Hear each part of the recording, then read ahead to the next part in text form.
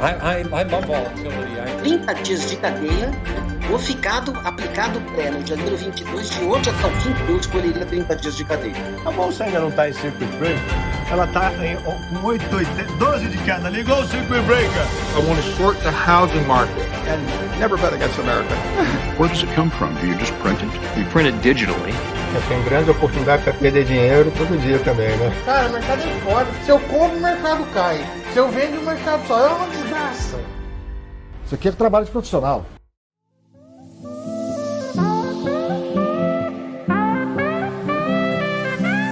Começando mais um episódio de Finance Talks. Dessa vez eu, Arthur Horta, estou na companhia da dupla sertaneja Lucas e Gabriel Passos, né? Os dois passos aqui do Finance, para a gente falar um pouquinho sobre e-commerce. Não vou mentir, a gente ia falar sobre ações de tecnologia, mas elas já são tantas, né? Aqui no Brasil são poucas, mas já tem tantas ações de tecnologia que a gente acabou focando nas de e-commerce. E claro, elas também têm lá sua parte tech, né? Sua veia tecnológica. Bom, falamos sobre ações do Brasil e também da China. Não sei se você está acostumado a olhar, mas isso precisa entrar no seu radar. E quem conversou com a gente foi uma pessoa maravilhosa, mineira, natural de Belo Horizonte, que entende tudo do assunto. Com vocês, Larissa Quaresma, analista de investimentos da Empíricos. Larissa, tudo bem com você?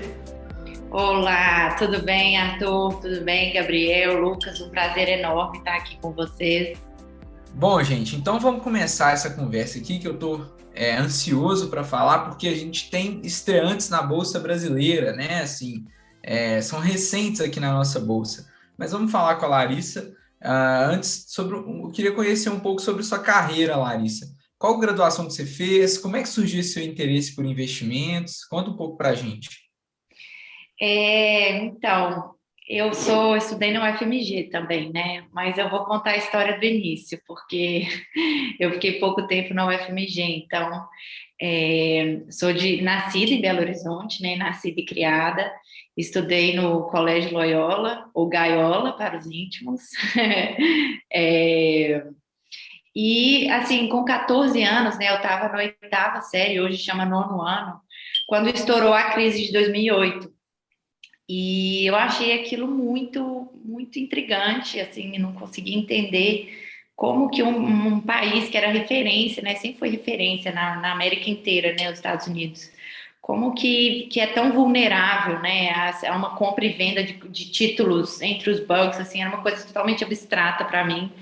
E aí eu comecei a ir atrás de entender o negócio, comprar revista e comprar livros sobre isso, e eu achei muito legal, muito fascinante, e botei na minha cabeça que eu queria mexer com o mercado financeiro, porque eu achava que era um negócio muito poderoso, assim, de mexer na economia e tal.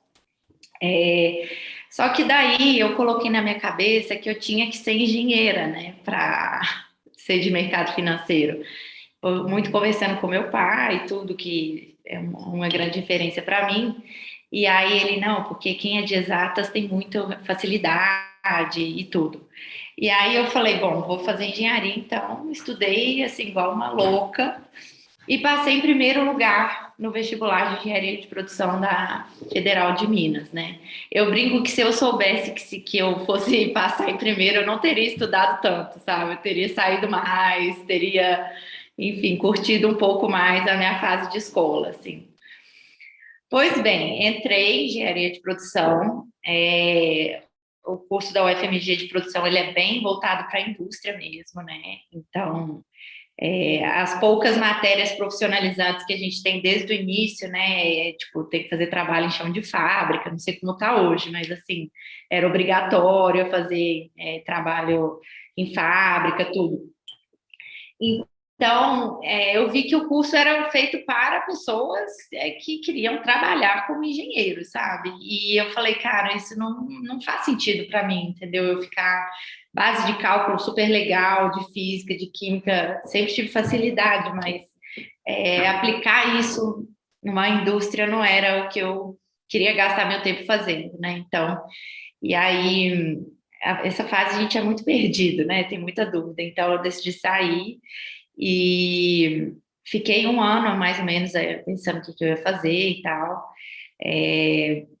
Pensei em fazer arquitetura, acabei passando na Unicamp também, mas falei, não, cara, eu quero negócios mesmo e tudo. E aí joguei minha nota do Enem lá no vestibular do IBMEC e fui, né? E adorei, fui fazer administração no IBMEC de BH mesmo, e meio que foi o ambiente onde eu desabrochei e tudo. E aí eu fiz tudo que tinha, tudo que tinha, porque lá eles só te autorizavam a fazer estágio no quarto período, a partir do quarto período, né, para você não se tornar mão de obra barata. E eu sempre, assim, muito ansiosa, muito doida para trabalhar e tal, então eu fui fazendo tudo que tinha de extracurricular, empresa júnior, fiz o voluntariado lá, da Junior Achievement, e fui fiz um intercâmbio em Stanford. Quando eu voltei, eu decidi começar os estágios, né? E aí eu fiz um estágio numa startup chamada App Prova, que nem existe mais, foi vendida para o Grupo Somos. Aí hoje os meninos, os fundadores, criaram aquela Tribe, que é de educação também. E aí depois foi muito bom para eu adquirir essa parte de soft skills e tal, como vender, como lidar com o cliente. E aí eu senti que eu tinha uma bagagem para entrar já em mercado financeiro e fui buscar o estágio nisso já, né? Então, aí fiz estágio na FIR Capital, em Belo Horizonte. E aí logo que eu me formei, fui ser trainee do Investment Banking do Credit Suisse, que foi, meu Deus, que experiência. E aí, depois, fui ser analista de research mesmo, da Núcleo Capital, que foi a atividade que eu realmente me encontrei. E aí, meu ex-chefe me apresentou aqui para o Felipe Miranda, há um tempo atrás, e estou aqui há alguns meses. Então, assim, long story short, ou não tão short, é isso. Mas me fala aqui, na época que você estava tentando arrumar um estágio no mercado financeiro, o que o pessoal mais buscava? Porque, na verdade, assim, eu acho que a pandemia, ela encurtou muito as distâncias, né? Assim, a gente pode pegar nesse sentido. Mas antes, era uma coisa difícil, né? Conseguir um estágio, principalmente aqui em BH. Então, o que você fez, assim? O que você acha que o pessoal buscava que deu esse match? Cara, eu acho que para mercado financeiro, assim, você chegar tendo estudado sobre o conteúdo do seu trabalho mesmo, é muito importante, faz muita diferença. Então, assim, eu queria aprender valuation, eu queria um estágio que ia me ensinar isso, né? Então, assim, eu já fui de cabeça nas matérias de finanças corporativas da faculdade, as matérias de valuation, fiz tudo de letiva que tinha disso, e estudava muito esse assunto e tal, porque eu gostava também.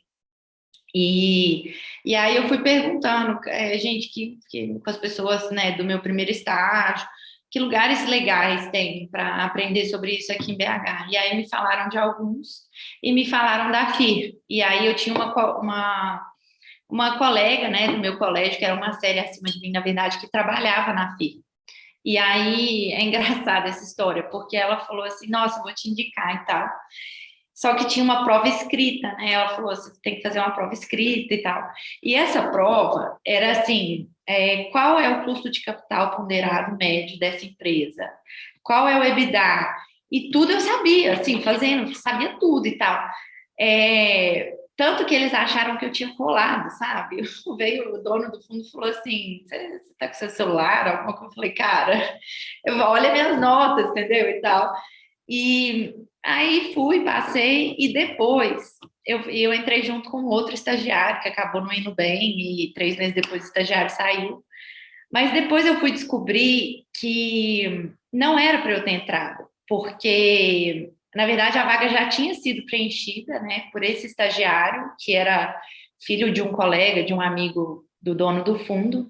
E essa minha amiga, com base na minha nota na prova, que foi muito alta, ela falou, cara, não faz sentido a gente não aprovar essa menina, a nota dela foi muito melhor, não sei o que lá e tal. Então, criaram uma vaga de estágio para mim, na verdade, né? Teve uma entrevista também, que é importante, mas eu acho que estudar ajuda muito, sabe? De verdade, estudar o hard skill ali mesmo, chegar com uma bagagem e tal. Fica o recado aí para o pessoal do Comitê de Equities, custo de médio de capital ponderado. Quem não souber, favor agilizar aí o mais rápido possível. Essas coisas, esses macetinhos aí. E sobre o seu tempo lá no Credit Suisse, tenho certeza que foi muito legal, mas assim, conta um pouco dessa experiência. Tenho certeza que muita gente, assim, se tivesse essa oportunidade agora, ia estar nas nuvens, assim, né? Então foi muito diferente do que eu esperava, assim, porque na verdade o que eu fazia na FIR, eu trabalhava com M&A, né, na assessoria financeira que existia na FIR na época. Hoje nem existe mais essa área de advisory lá, mas eu falei que eu gosto de fazer isso, então eu vou fazer a mesma coisa, né? Só que assim, aqui em São Paulo, assim, quem for morar aqui, quem já mora aqui é ex-aluno, né? Acho que com certeza sentiu ou vai sentir essa diferença.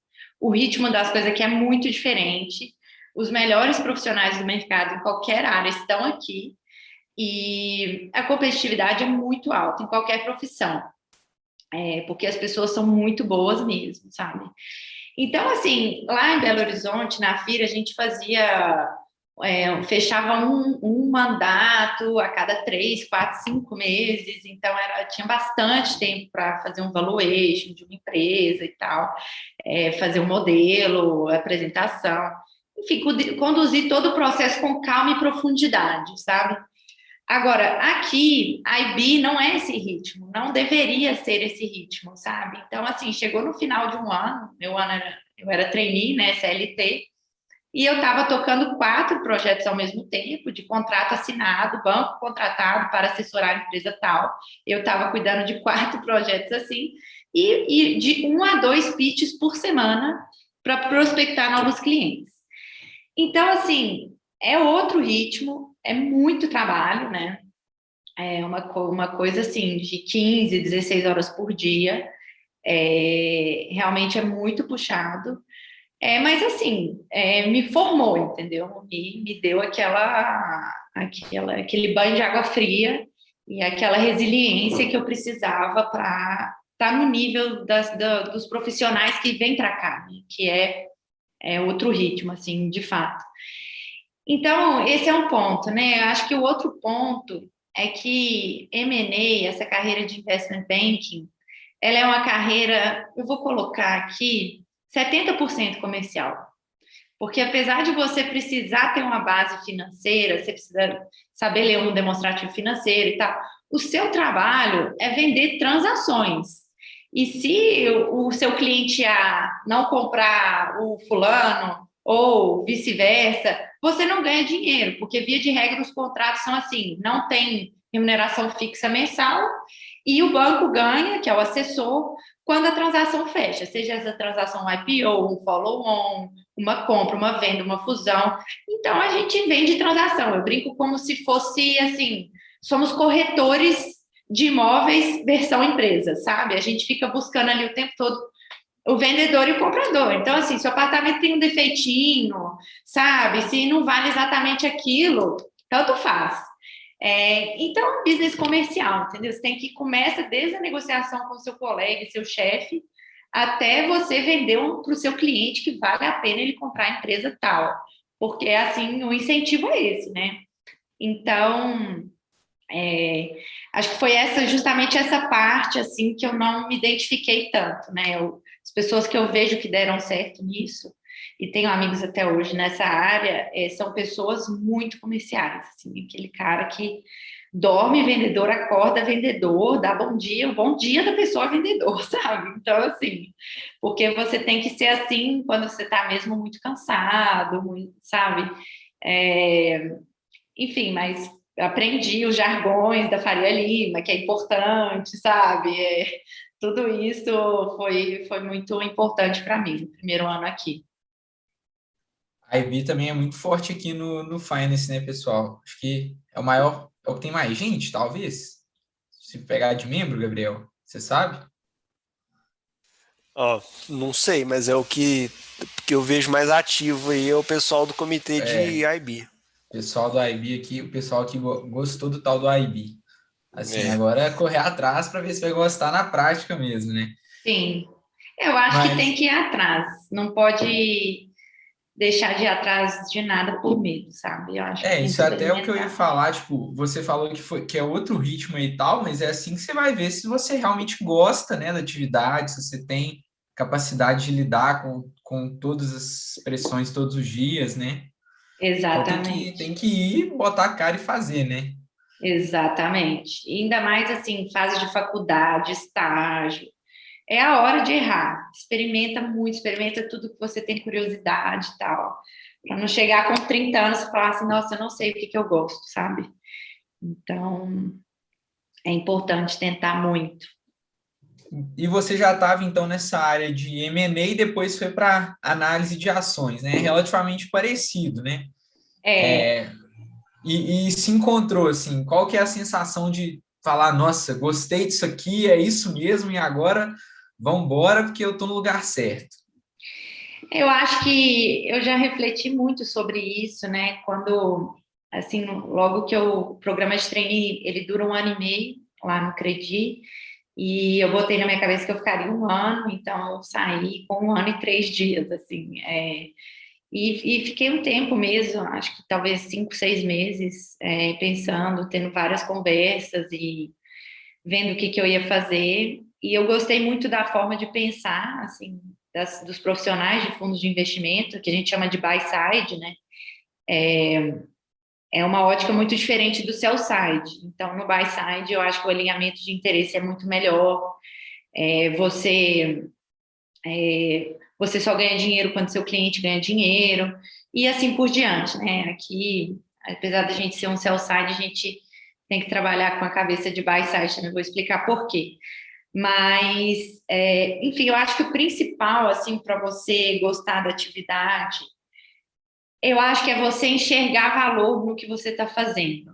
Então, assim, eu percebi que eu não queria fazer carreira no Credit Suisse, não no Credit Suisse, mas em Investment Banking, quando um dos meus chefes lá no Credit falou assim, nosso trabalho gera muito valor por causa disso, disso, disso, e eu olhava e eu pensava assim, cara, eu não concordo, eu não acho que gera valor. E isso é muito particular, entendeu? Eu acho que, porque tem gente que acha que gera super valor, sabe? Então, eu acho que essa é a primeira coisa, né? Ter um alinhamento ali de propósito. E a segunda coisa é você ter a personalidade daquele trabalho. Então, assim, a IB é uma pessoa muito, muito vendedora, sabe? Você não consegue se tornar uma pessoa diferente para o trabalho, sabe? Desculpa, isso é muito difícil. Você consegue enhance, né? Você consegue melhorar mais ainda suas qualidades e atenuar seus defeitos, mas ninguém se torna vendedor do dia para a noite, né? É possível aprender? Mas para você exercer aquilo como profissão, eu acho que algumas coisas você tem que ter, né? Então, a IB você tem que ter muito vendedor, e para analista, assim, tem que ser uma pessoa analítica. Então, assim, estou falando óbvio, mas tem que ser uma pessoa calma, uma pessoa com capacidade de construir um raciocínio linear, uma pessoa capaz de coletar várias informações, organizar, chegar numa conclusão e saber comunicar essa conclusão e justificar essa conclusão. Então, isso é um analista, assim, é uma pessoa, é um trabalho muito do pensar, sabe? É um trabalho muito investigativo, muito de juntar informações e descobrir a verdade, sabe? E raciocinar em cima daquilo. Então, é muito diferente do IB, porque um IB, na verdade, o que importa é se seu dado é vendedor, não se ele é verdadeiro, sabe? Então, são papéis muito diferentes ali que você está exercendo. Então, eu me identifiquei mais com o papel de analista, que, cara, essa empresa está barata. Será que está barata mesmo? Por quê? Ah, mas ela é pior que as outras. Será que ela não deveria estar mais barata mesmo? Que tanto mais barata? Quanto mais barata? Então, são uma série de nuances que é um trabalho de pensar, investigar e estudar muito forte, sabe? Então, que são coisas que eu gosto de fazer. Quando você começou no research, né, tinha algum setor que você olhava e depois como é que isso foi evoluindo? Tem algum que você gosta mais? Tem. Na verdade, assim, eu entrei na Núcleo Capital, né, que é uma gestora que não é setorizada. Então, mas eu tinha meio que uma divisão orgânica ali, meio tácita. Então, eu olhava muito bancos, foi o primeiro case que eles me deram para olhar, foi Santander. E eu até brinco assim, quem olha banco, nada mais assusta a pessoa, sabe? Porque, puta, ele assim, ó, faz o modelo, quero nem saber.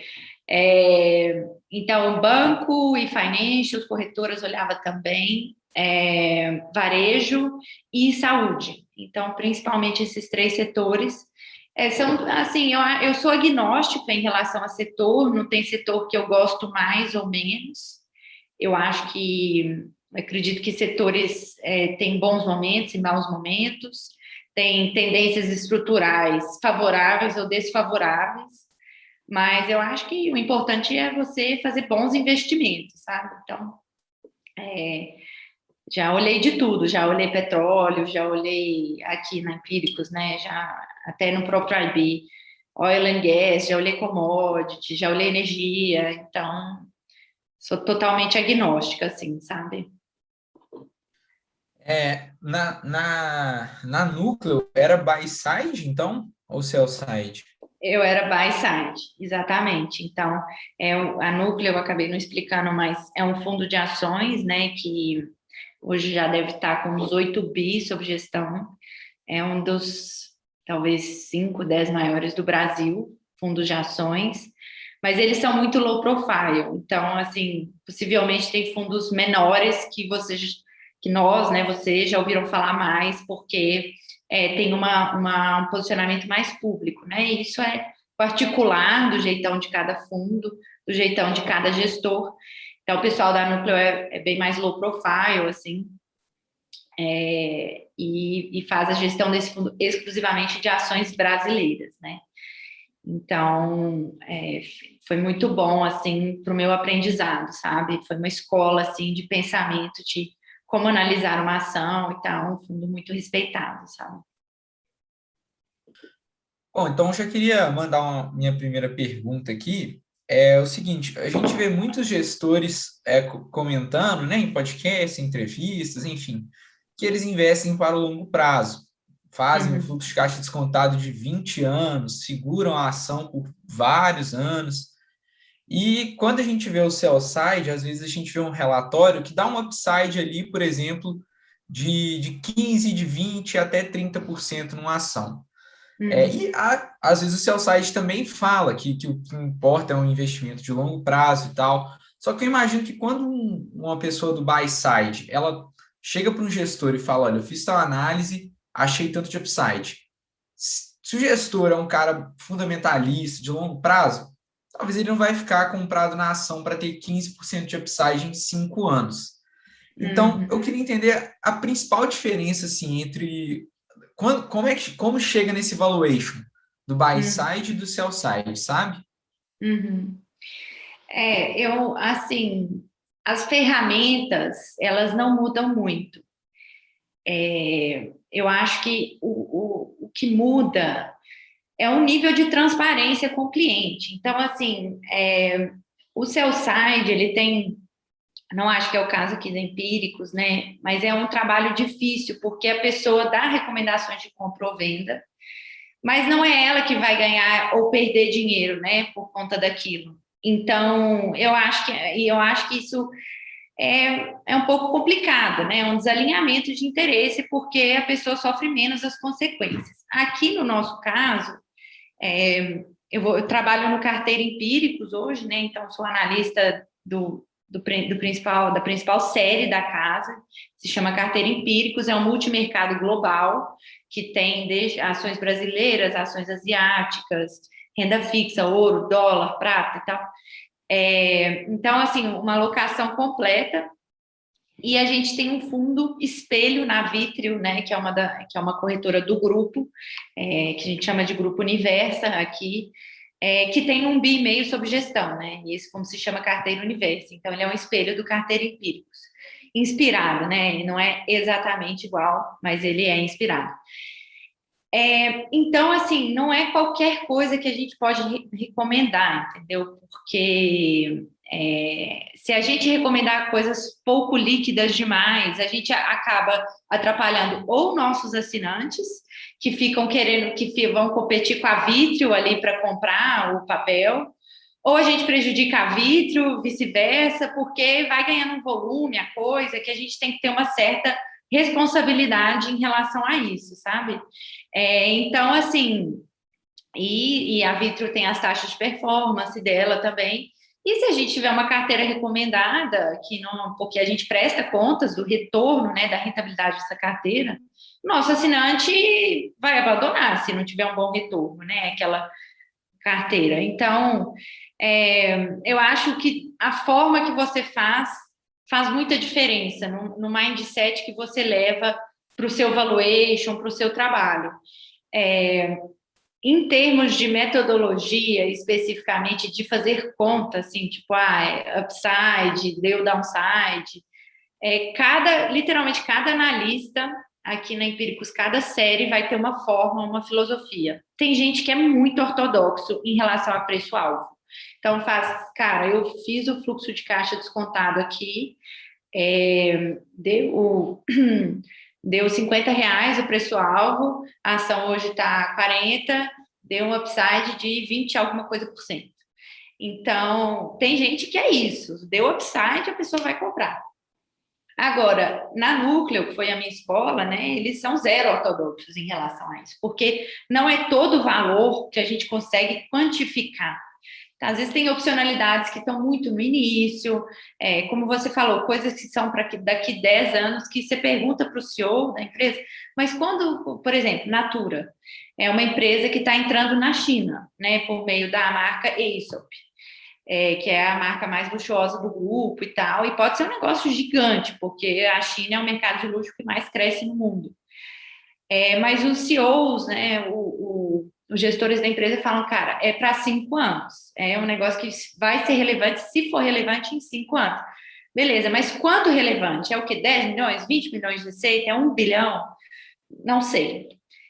Só que a gente acredita que eles vão conseguir executar, entendeu? Só que a gente não consegue colocar isso numa planilha hoje.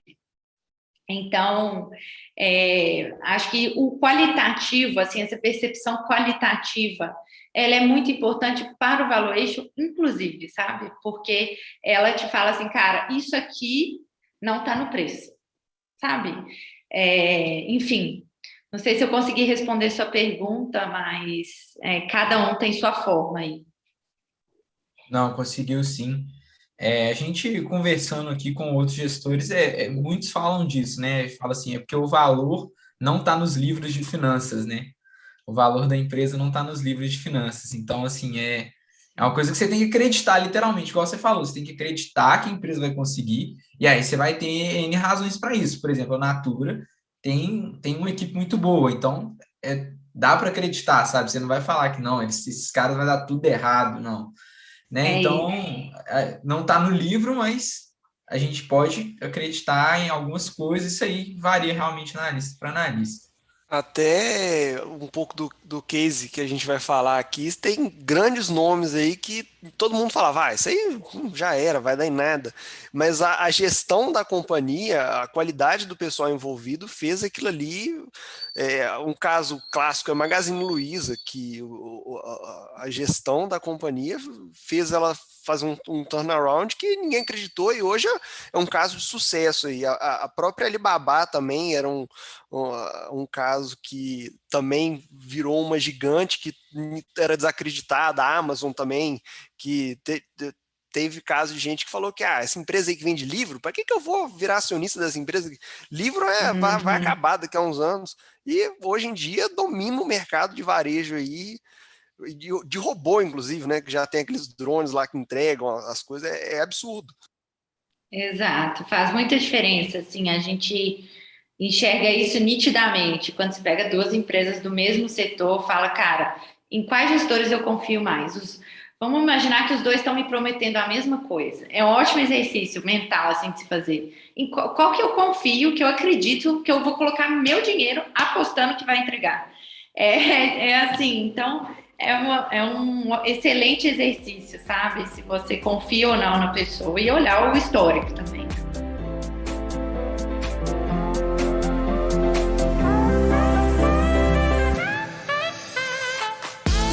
Bom, então vamos lá, né? Vamos falar de papel, que diz que o povo gosta.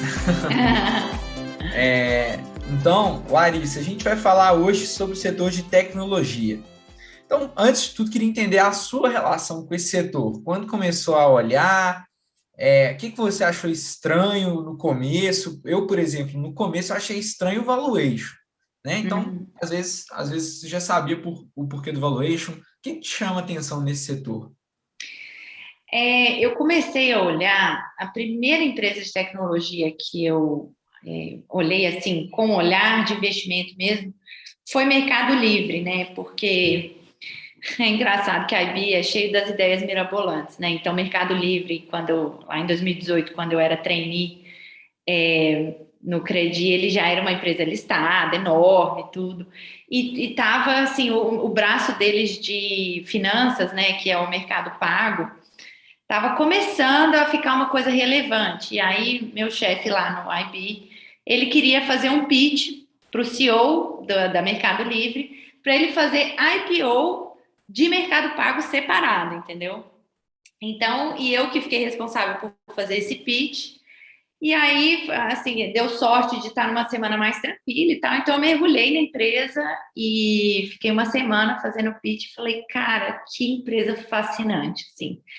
É óbvio que tinha o viés comercial do IB, né? Então eu não poderia levantar muitos problemas de investir em tecnologia, mas eu achei assim a execução deles uma coisa quase que inacreditável. Assim, os caras começaram do nada. Quem é mais antigo aí de mercado fala que Mercado Livre foi piada na época do IPO, sabe? Que puta, era muita chacota, assim. E os caras dominaram o e-commerce da América Latina, literalmente, e agora vão dominar as finanças populares da América Latina. Então, e aí você vai olhando, eu fui olhando os dados, assim, então, penetração do Mercado Pago em todo o valor transacionado na plataforma do Mercado Livre. Aquele negócio estava só crescendo, começou em 30%, em, sei lá, 3, 5 anos foi para 90%. Aí, percentual do valor transacionado do Mercado Pago que vem de fora da Mercado Livre. O negócio só ia aumentando também. Então, cara, tá virando um business por si próprio. Então, esses caras são a máquina de fazer dinheiro. E daí que eu comecei a achar legal, né? E na Núcleo, o gestor lá, né, que é o Luiz, um querido, ele tem um viés forte, assim, de tecnologia e eles, assim, a gente procurava muito estudar sobre isso, porque mesmo que você não tenha apetite para investir em tecnologia e pagar valuations mais ricos, né, por assim dizer, você tem que estudar essas empresas, porque provavelmente elas estão sob risco de disruptar alguma empresa da sua carteira. Então, assim, entender esse mercado é fundamental, sabe? Como que você estuda, cara? Você fala, não, eu sou uma pessoa tradicional, eu vou estudar Itaú. Como que você estuda Itaú sem estudar XP, Nubank, Vitrio, BTG? Não tem como, porque esses caras estão disruptando o Itaú. Você precisa entender quem que está com a vantagem competitiva, quem que vai ganhar esse jogo, né? Então, acho que investimento em tecnologia, assim, analisar investimentos em tecnologia é uma necessidade, sabe? Se tornou uma necessidade para analistas de qualquer setor.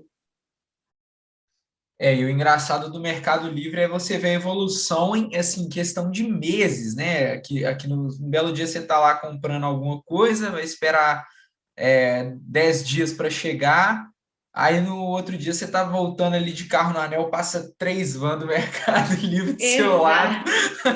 O negócio você comprou na casa do seu amigo, tá voltando, vai entregar antes de você chegar em casa. Não, essas vanzinhas amarelas aí se multiplicaram, fazem mitose isso, não é possível. Tem muito. E como é que você olha para o Mercado Livre hoje, para o case hoje? Então, cara, eu gosto muito, assim, do case. Eu acho que... Então, vamos colocar 3 pontos aí, né? Primeiro é a governança e a gestão da empresa. Segundo é a digitalização do comércio. E o terceiro é a vertical financeira da Mercado Livre, né? Então, assim, no primeiro ponto, assim, que os caras que tocam, o Stélio, que é o fundador, etc., são pessoas incríveis, assim, eles têm um currículo, um histórico, uma trajetória extraordinária, assim, os dois se conheceram lá no MBA de Stanford, têm uma formação fantástica, e tudo que eles construíram até hoje, para mim, é mais do que prova suficiente da competência deles, sabe? E é uma empresa de dono, então tem controlador, tem uma pessoa que toma a decisão final, e é esse cara competente que eu confio que está lá, sabe? Tocando a execução. Ele tem poder e autoridade para cobrar quem ele quiser, do jeito que ele quiser, mandar embora quem ele quiser, contratar quem ele quiser. Então, assim, esse lado da governança eu acho muito positivo. E aí tem o lado da digitalização, né? Do varejo latino-americano. Então, hoje 10%, vou falar do Brasil, que é mais ou menos 80% da receita de Mercado Livre, né? No Brasil, 10% do varejo é transacionado online, né? Se a gente pegar os Estados Unidos, é 25%, a China é 30%. Então, é muita coisa que tem para evoluir. E a gente estava um pouco preocupada, né? Mercado Livre está em algumas das nossas carteiras recomendadas aqui da Empíricos, inclusive na carteira Empíricos. E a gente estava um pouco preocupado, porque, não sei se vocês se lembram, no ano passado, quando estourou a pandemia, no segundo TRI, né, estourou o e-commerce, assim, em abril, maio e junho, né, do ano passado. E a gente olha sempre os crescimentos em base anual para tirar o efeito da sazonalidade, né? Então, sempre segundo TRI contra segundo TRI. E a gente teve muitas discussões internas sobre isso, assim, cara, e aí? E essa base fraca, essa base forte, né, na verdade, que vai começar a surgir, porque o primeiro TRI do ano passado, moleza, assim, não teve esse boom de digitalização, mas e agora? E o segundo TRI? E a gente começou a acompanhar os dados mensais, né, que o IBGE solta, que, enfim, tem vários aí, várias instituições que vão soltando, e a gente está vendo o mesmo ritmo de crescimento, sabe, para nossa surpresa.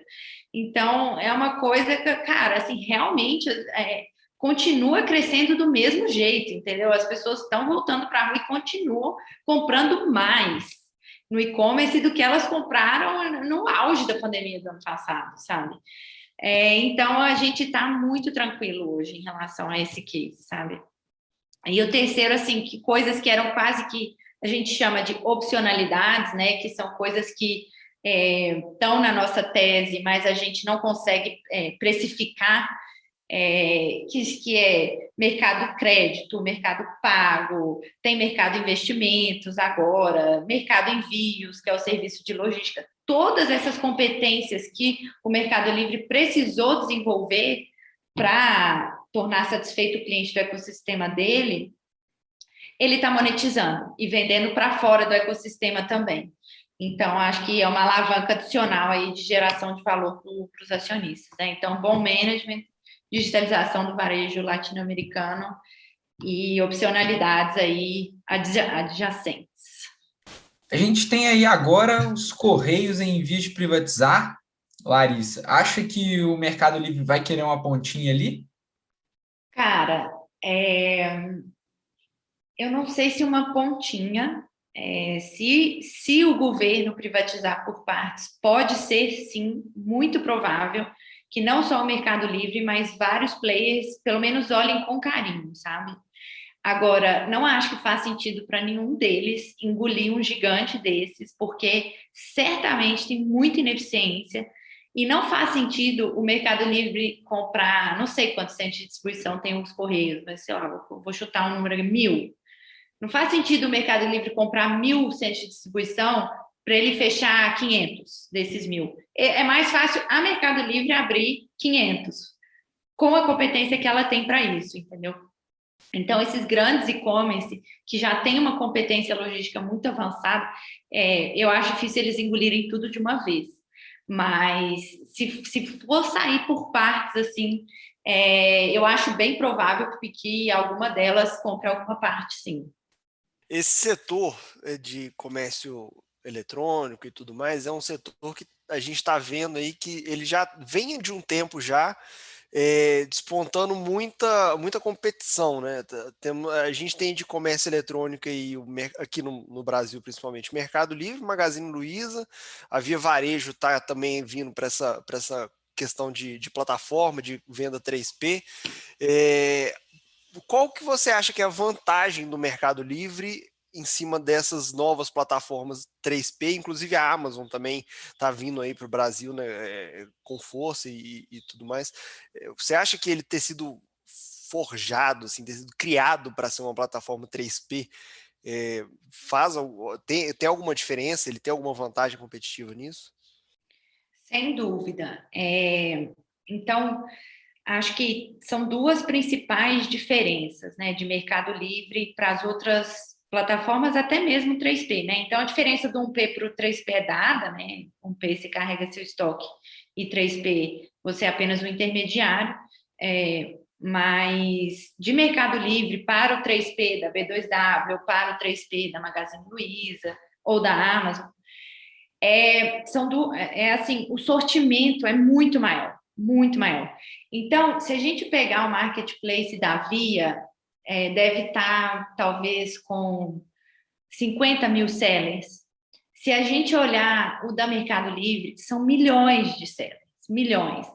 Assim, Magazine Luiza, 100 mil sellers, talvez 200 mil. Acho que Mercado Livre está com 5, 7 milhões.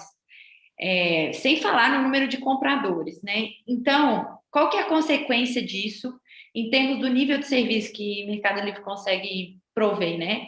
É muito difícil você não achar alguma coisa no Mercado Livre, porque é muita gente vendendo de tudo, de tudo, de tudo, de tudo.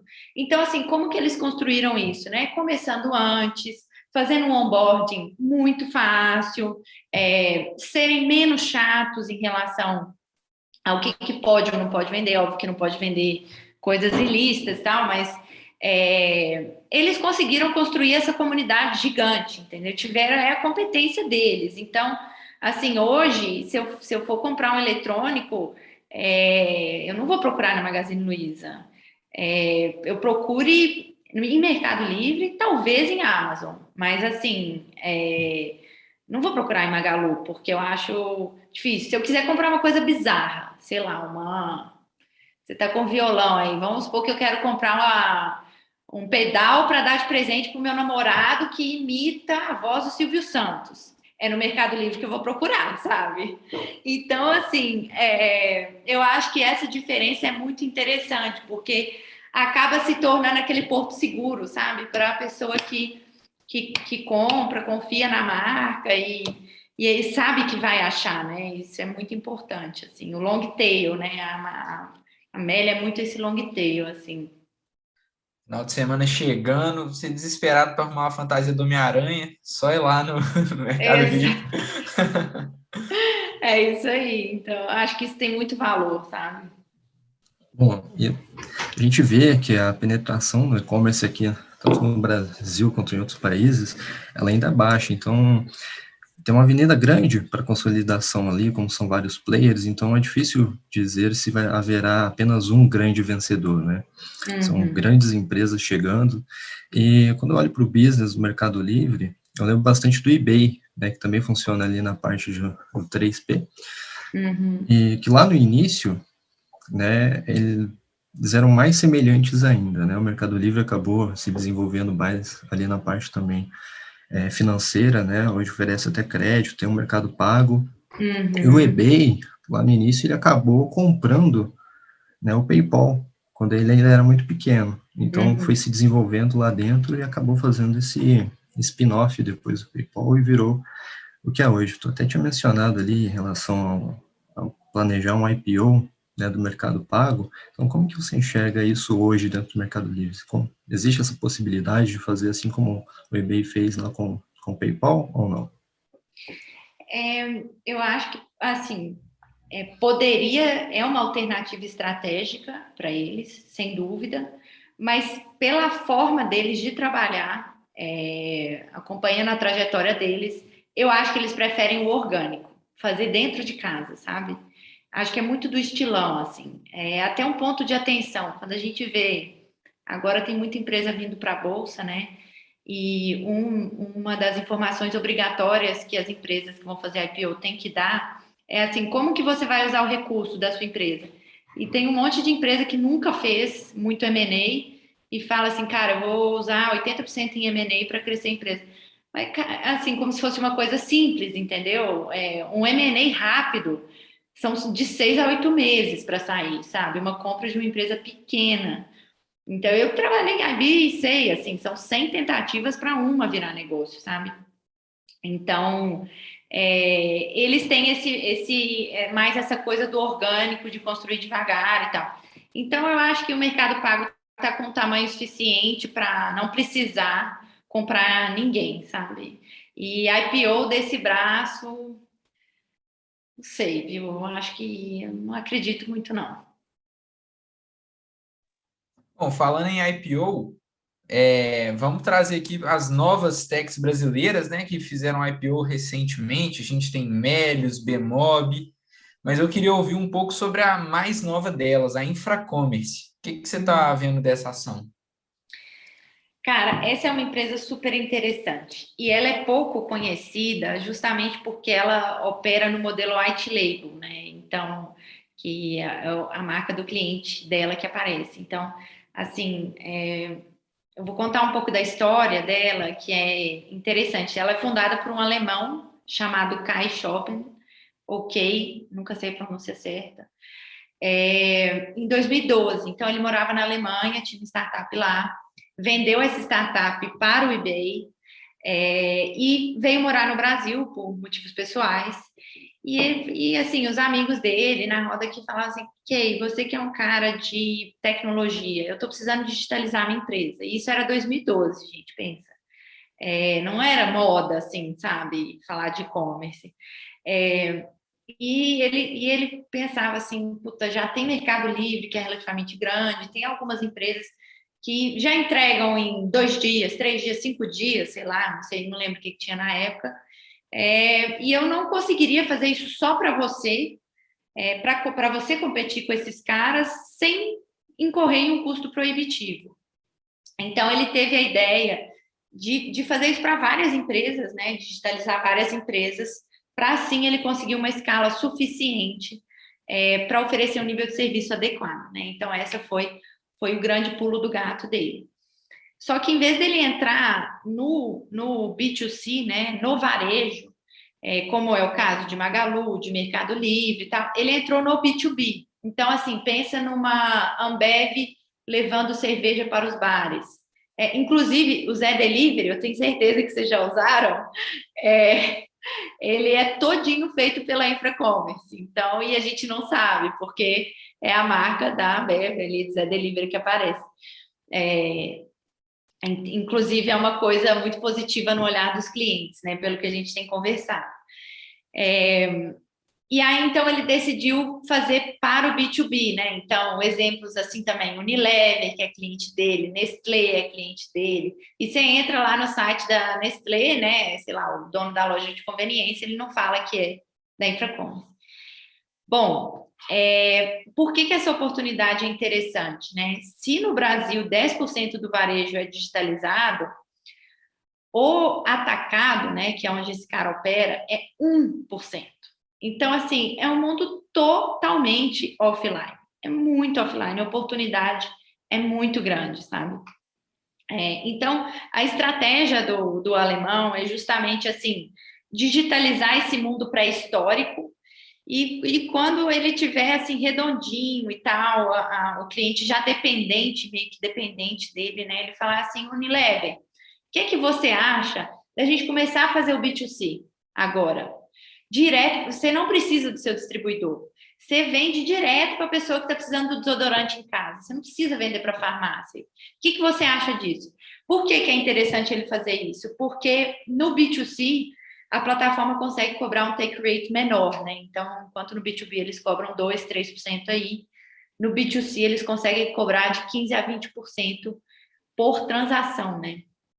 Que a plataforma retém. E hoje está assim, está negociando mais ou menos 6 vezes a receita de 2022. Não é barato, mas quando a gente pensa que Melios está 18 vezes, Local Web está perto de 20 vezes, cara, tá relativamente descontado, sabe?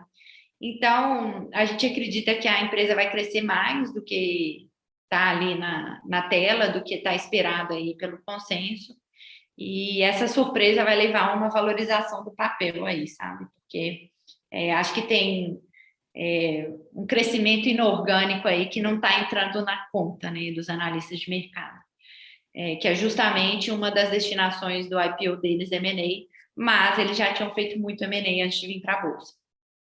Então, eu ia te perguntar dessa aí do M&A, porque agora eu vou olhar isso em todos os IPOs. Pode olhar. A lição. E, Pode assim, olhar. essa ação já subiu 50%, né? Desde o dia 7 de maio, que é o dia do IPO. Sim. Mas o que eu ia perguntar, na verdade, assim, então ela vai trazer o pessoal do atacado para vender direto para o consumidor. Isso para o consumidor é maravilhoso, né? Ele vai poder pagar mais barato, tem menos imposto na cadeia, né? Sim. A única desvantagem, assim, é que o consumidor deixa de ter tudo num lugar só, que é a pegada do marketplace, sabe? Mas, enfim, eu acho que de repente eles juntam tudo e tal. Como é uma coisa incipiente para eles, eu acho que dá para trabalhar soluções, sabe? Mas, enfim, é um case que a gente tem gostado muito, mas a gente vai acompanhar de perto, assim, porque empresas de tecnologia, o valuation delas, né, sempre embute uma expectativa de crescimento muito alta. Então, tem que acompanhar de perto a execução, porque se decepcionar, o papel sofre muito, assim. É coisa de louco, assim, porque, sei lá, um papel que espera um crescimento de 70%. Se vir 50%, que já é uma puta de um crescimento, o mercado acha ruim, porque a empresa estava guiando todo mundo para 70%, entendeu? Então, essa gestão de expectativa é muito importante para empresa desse tipo. A gente tem uns casos famosos aí, o Netflix bateu consenso, mas não bateu tanto igual o pessoal estava pensando, a ação caiu, dessas coisas, né? É muito por ação de 30 centavos, aí veio 60, os caras, não, pô, eu queria 70, velho. Aí era pra... menos 15% no outro dia. Pois só, assim, ignorância total minha. Mas é porque eu gosto muito de pensar nas concorrentes, né? Porque todo negócio, querendo ou não, se ele fosse maravilhoso, ele teria 300 mil concorrentes. Eu conheço algumas, eu não estudei essa infracommerce, mas questão, até para eu ficar conhecendo, ela tem alguma concorrência com a Globan, por exemplo, aquela empresa argentina que também trabalha com digitalização de business, ou a Accenture, que também trabalha ela trabalha com solução ali basicamente resolve tudo, ela faz também muito essa questão de software e de automatização das empresas. Ela tem alguma concorrência com essas? Com essas, a gente nunca viu ser citadas em conversas, assim, como concorrentes ou comparáveis aqui no Brasil. O que a gente vê como as duas principais concorrentes são a Magento, que é o e-commerce as a service da Adobe, né, que é até uma empresa listada e tudo, e a Vetex, que é uma outra provedora de serviço de digitalização e tal.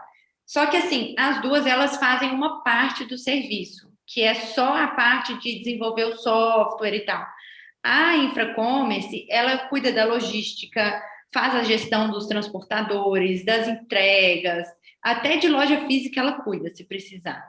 Então, que é o que a gente chama de full commerce, né? Tipo assim, e-commerce as a service mesmo, sabe? Então, são os comparáveis mais diretos, mas ainda assim são menos completos. Você mencionou que viu esses dados da pandemia, que as pessoas estão voltando a consumir mais varejo, mas o e-commerce também está aumentando junto com isso. Não é porque a pandemia está acabando que o e-commerce está acabando. Então, eu queria saber qual que é a sua visão, né, seu exercício de futurologia para o e-commerce aqui no Brasil.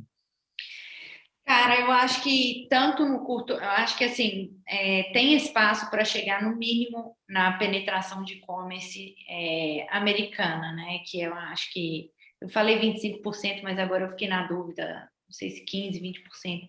Enfim, tá entre a chinesa e a brasileira, a americana. A chinesa é um absurdo, é tipo coisa de 30%, assim.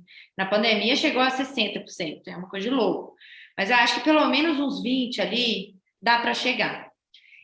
Então, e isso é aquele trabalho que de ano em ano, bloquinho em bloquinho, vai penetrando mais um pouco, né? Então, eu vejo alguns bons anos de crescimento estrutural para o e-commerce, simplesmente porque o consumidor está migrando de canal. Então, assim, vocês já devem ter visto aquele gráfico, né? A curva de adoção de produtos.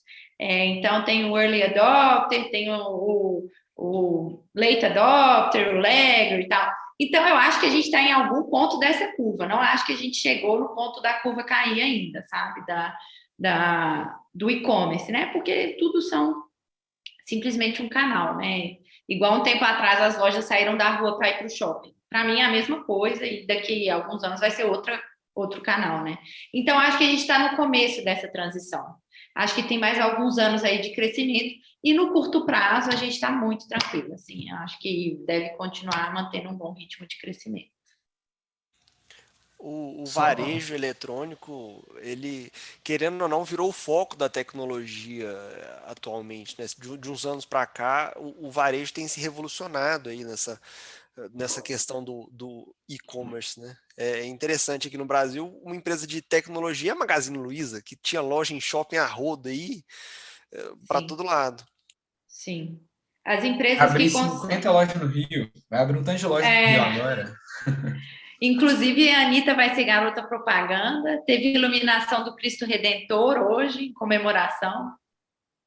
Nossa Senhora, a Magazine Luiza é uma máquina mesmo, né? A gente não pode... Pode falar que tá caro, mas não pode falar que não tem motivo. Exatamente.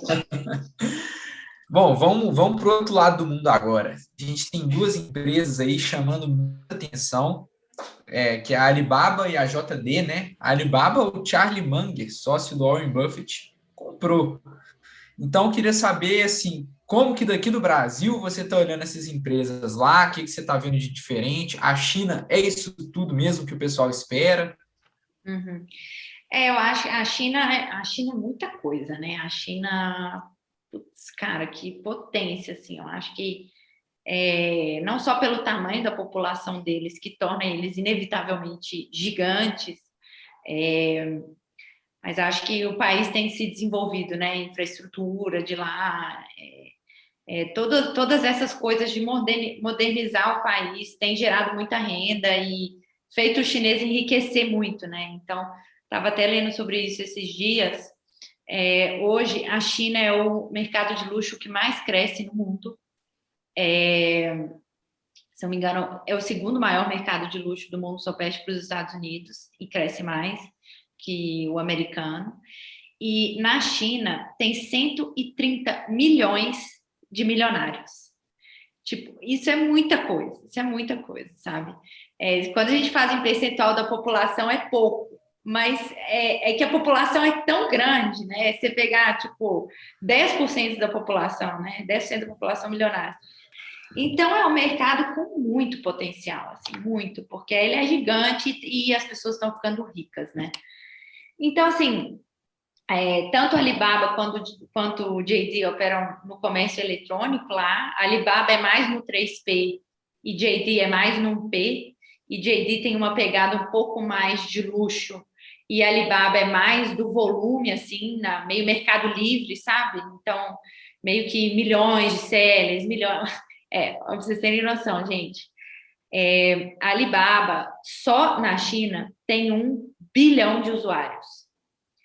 Tipo, é uma coisa de louco, assim, um negócio, é um monstro, né? E isso sem contar as marcas internacionais deles, né? Que são AliExpress e Lazar, né? Então, é meio Mercado Livre, JD é mais Magalu, assim. Então, tem JD, acho que são 490 milhões de usuários, é um pouco menor, mas tem um ticket médio mais alto, né? Que são as duas principais, do e-commerce nacionais, né, chinesas. E aí, assim, a Alibaba tem um ponto legal que o digital na China ele já está muito presente nos grandes centros urbanos. Mas a área rural da China ainda precisa chegar muita coisa lá, não é toda entrega de e-commerce que chega, e o Alibaba está fazendo justamente esse trabalho de interiorizar o e-commerce, né, que é uma coisa que pode extravar muito valor para esse case. Então, assim, tem questões políticas lá, não dá para negar isso, né, a gente viu que o governo obrigou as lojas de aplicativos aí a banir o Didi, né, o download do Didi, que é como se fosse o Uber chinês. Enfim, eles fizeram uma avaliação lá e tem os motivos deles. Mas, assim, tudo indica que esses movimentos são mais políticos do que regulatórios, né? Então, eu acho que esse é um ponto de atenção para as empresas chinesas, principalmente as que são nascidas e criadas na China. O ambiente político, né? Tem que monitorar de perto, mas assim, que é um mercado em plena expansão, com muita pujança, com muito potencial, isso para mim não tem dúvida nenhuma. Muitas vezes, né, o investidor aqui acaba ficando meio aquém de investir na China por conta dessas interferências políticas, né? Sim. Mas assim, aqui no Brasil acaba não estando tão diferente assim, a gente teve acontecimentos aí recentes, né? E, de fato, pelo visto, a Alibaba acabou sofrendo mais dessas interferências, né, por conta ali do Jack Ma, que as críticas que ele fez lá com o governo, do que a JD, sim. Né? Mas você até tinha comentado a questão da gestão da empresa, da companhia, e quando eu olho para a Alibaba, eu acho impressionante a história da construção dela ali com o Jack Ma, né, que ele, vendo a história dele, parece que ele comprou o primeiro computador dele com 33 anos de idade, né, fundou a Alibaba lá no apartamento dele, na China, em 99, e hoje é essa gigante do e-commerce chinês, né. Então, eu gosto bastante. Parece que ele conta, né, que ele foi recusado em mais de 20 entrevistas de emprego, inclusive num KFC, na época. Então, acho que isso é bastante inspirador também, né, para quem chega lá nos 30 anos e ainda não sabe o que fazer, olha só. Ainda tem muita oportunidade ali. É demais mesmo. É muito legal. Eu acho legal a história dele também.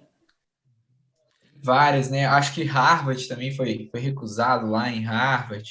E o Jack Ma é o cara sensacional, né? As entrevistas dele são sempre muito interessantes. O Jack Ma, ele é a celebridade lá na China, né?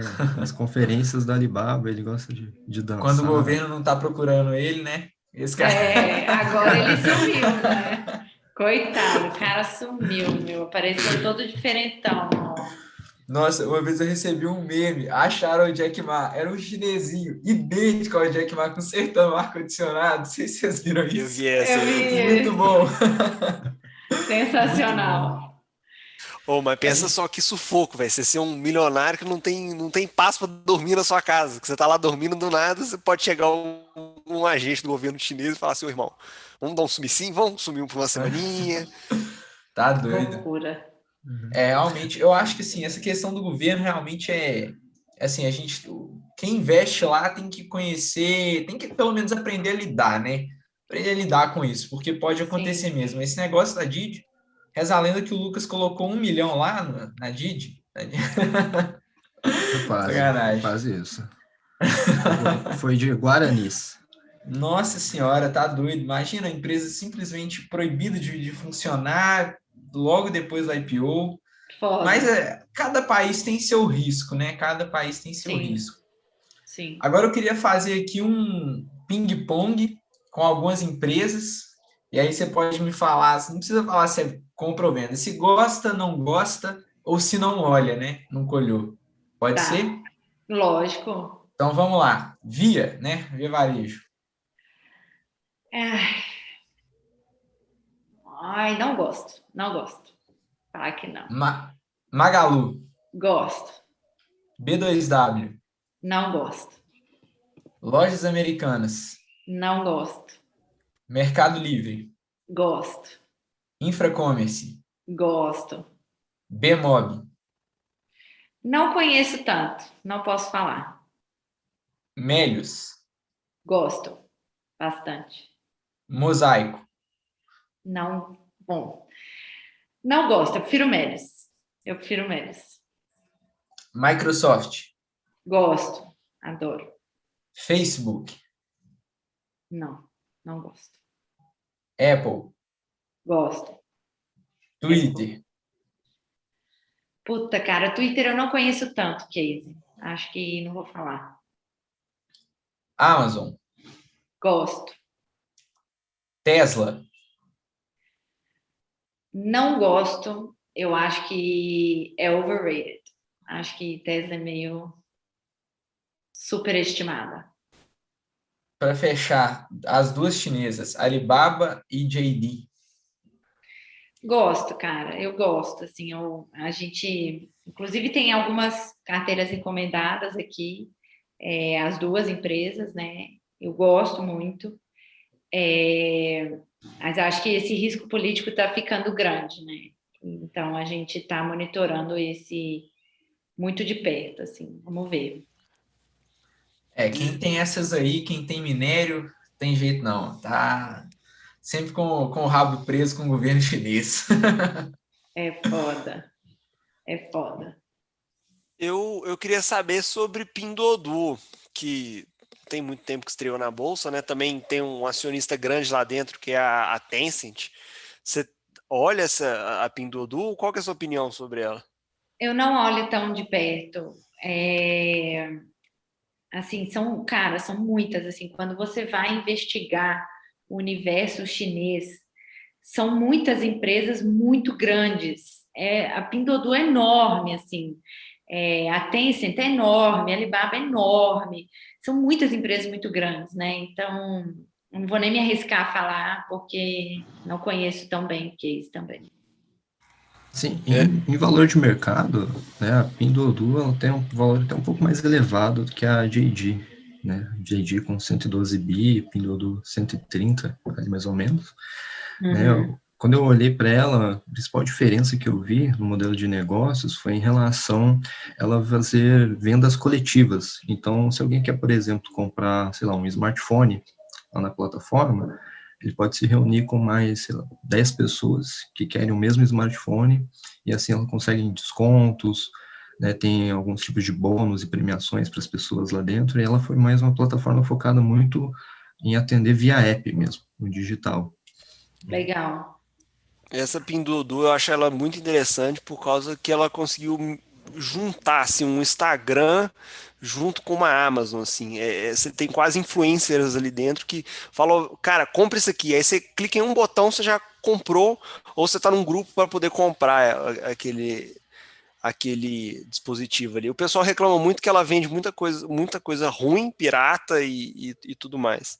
É um risco de governança aí, mas é interessante o case. Putz, esqueci de perguntar só de Enjoei. É uma empresa que a gente debateu bastante aqui no Finance. Você tem alguma opinião? Tem.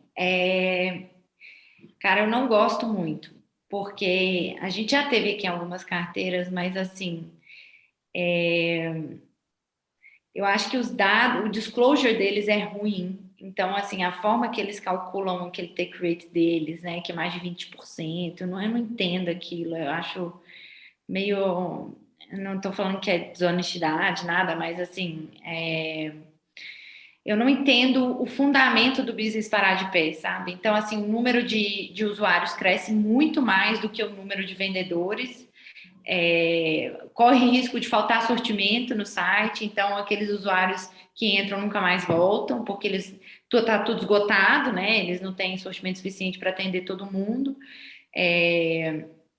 Então, eu acho que o modelo de negócio, assim, eles ainda não conseguiram deixar redondinho, sabe?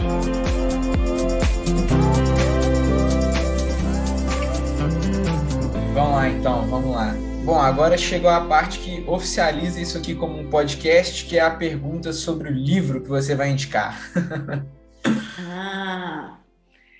Cara, eu vou indicar o livro Outliers, ou Fora de Série, que é do Malcolm Gladwell. Quem me segue no Instagram já deve ter visto eu falando sobre ele, mas eu vou falar dele aqui de novo, porque eu acho que essa fase que vocês estão é a melhor fase para ler esse livro. Então, assim, para entender o que é sucesso, né? O que faz uma pessoa de sucesso. Então, por que para o Bill Gates valeu a pena abandonar a faculdade, para a maioria das pessoas não vale? Ele já tinha acumulado as 10.000 horas de experiência há muito tempo, né, em programação. Ele já tinha uma profissão, ele já era um profissional competente na área dele, né, antes de sair da faculdade.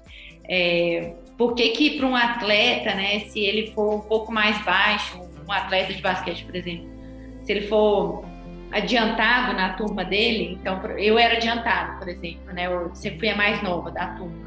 Como que isso me atrapalharia em termos de altura se eu quisesse virar atleta? Porque todo ano eu deixaria de ser selecionada para jogar basquete pela minha altura. Então, assim, e o Malcolm Gladwell tem uma escrita muito legal e ele reflete, discute como que a sorte e assim, horas de trabalho, a experiência jogam juntas para fazer uma pessoa ter sucesso. É muito bom esse livro, muito bom. E qual seria a melhor plataforma de e-commerce para comprar esse livro? Cara, eu li ele no Kindle, então assim, vai de Amazon. Larissa, eu queria te agradecer muito, então, esse tempo que você disponibilizou para a gente, trocou essa ideia sobre e-commerce, sobre tecnologia no geral. Muito obrigado mesmo, em Minas Gerais, dominando tudo. Vamos para cima, gente, vamos embora. Valeu, gente, um prazerão estar aqui, viu? Beleza, então tchau. Um beijo, tchau.